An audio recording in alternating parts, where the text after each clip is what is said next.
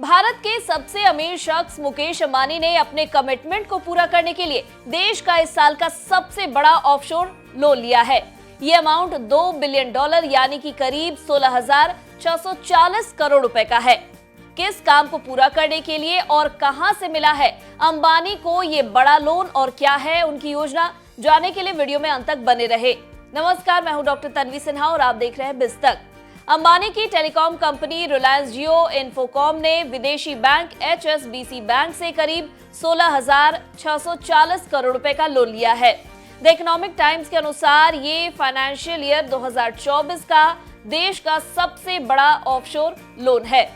दरअसल दूसरे देशों से ऑपरेट होने वाले बैंकों से लिए जाने वाले लोन को ऑफशोर लोन कहा जाता है। इस लोन के लिए रिलायंस और HSBC के बीच कई महीनों से बातचीत चल रही थी। ये स्ट्रक्चर लोन है जिसके तहत ग्राहक को कर्ज की अवधि के दौरान सहूलियत दी जाती है।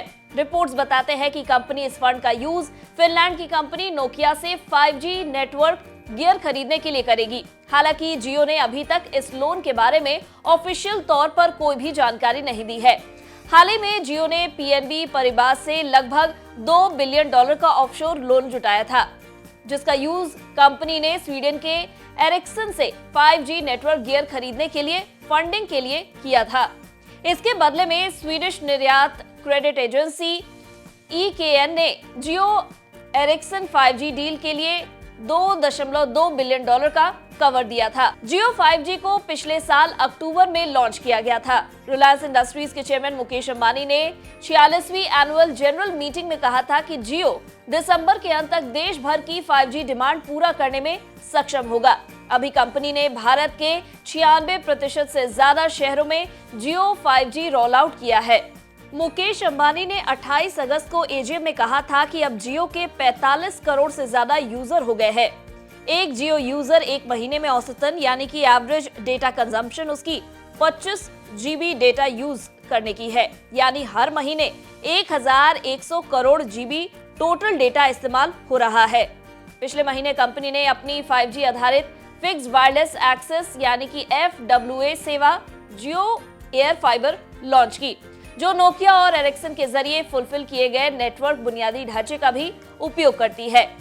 बता दें, कंपनी के नतीजों की अगर बात करें तो पहली तिमाही में रिलायंस ग्रुप की टेलीकॉम कंपनी जियो का नेट प्रॉफिट सालाना आधार पर यानी कि ईयर ऑन ईयर बेसिस पर 12% बढ़कर 4,863 करोड़ रुपए रहा।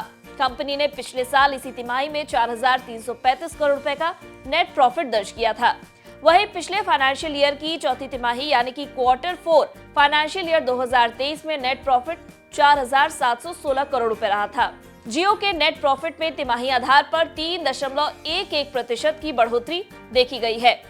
अब देखना होगा कि इस ऑफशोर लोन की मदद से अंबानी पूरे देश में 5G डिमांड को दिसंबर के अंत तक पूरा कर पाते हैं या नहीं। अगर आपको हमारे इस वीडियो में दी गई जानकारी पसंद आई हो तो इसे लाइक और शेयर जरूर करें। साथ ही बिजनेस जगत की खबरों से अपडेटेड रहने के लिए बने रहे हमारे साथ और देखते रहे बिज तक।